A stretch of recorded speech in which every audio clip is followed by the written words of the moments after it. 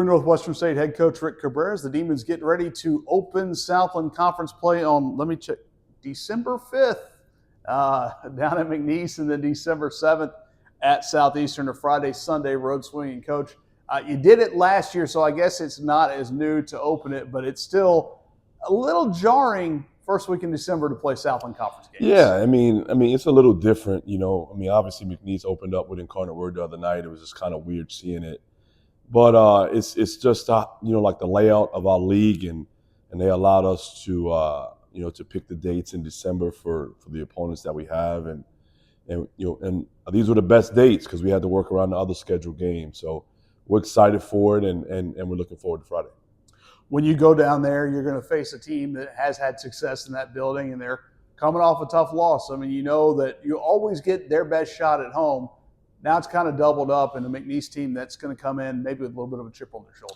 Yeah, I mean, talent's not an issue for them. They're a very talented ball club, very well coached. They had, you can't look at just one, of their most recent game. They beat 3 really good mid-major teams in the Virgin Islands. But like I said, when our team is locked in defensively, we can play with anybody.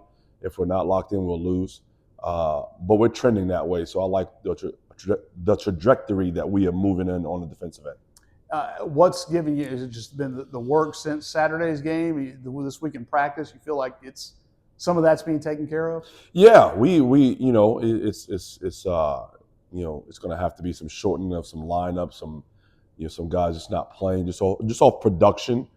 Not necessarily a bad thing. It's just how it is in sports, But we have to find the right group of guys that can defend for 40 minutes, and that's been our biggest issue. And with conference play coming up, I think we can change that on how important these games are. And in that case, getting Willie Williams back certainly helps get that. You're still not maybe fully healthy as a team, but you're almost healthy. And granted, it's 6-7 games into the year. Didn't mean to say 6-7, but that many games into the year, I mean, you're still kind of feeling it out. It's almost still like preseason, but suddenly you face the games that really do matter. No, listen, I'm not an excuse maker, but like we haven't had, like a full team, from the beginning to now. But it's part of sports. You get injured. What Willie gave to us the other day, 12-9, and he was even in pain in that game. And it wasn't pain from his injury. His feet were just sore, just the bottom of his feet of the surgery foot. But he's good now. But it's something that is going to gradually take over. And he's, in my opinion, he's our best all-around player. He just brings so many things: rebounding, defense, passing. Mike is obviously our best offensive player, but when we get him going, I think we could be very deadly in the league. And he brings a little bit of pop too. Yeah, no, he, one thing we were missing is holding guys accountable.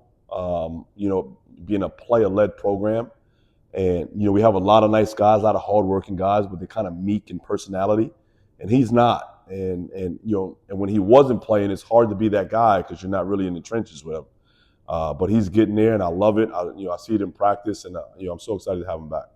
When you look towards Southeastern, it's a team that David Kiefer's been there several years. You've had some really tight battles with them the last 2 years, whether it's been here or in Hammond. You'll open up, obviously, the home and home is down there to start with on Sunday. And what do you see from them? Kind of the same old, not the same old lines in a bad way, but the same old lines in a consistent way.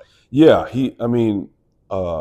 during his tenure here, even though it was before I got here, I still followed him. Like he's been the most consistent, coach in regard to how his teams are. Like his teams are good enough to beat you. Very well coached. Like they're struggling a little bit, but they're winning games that they should win.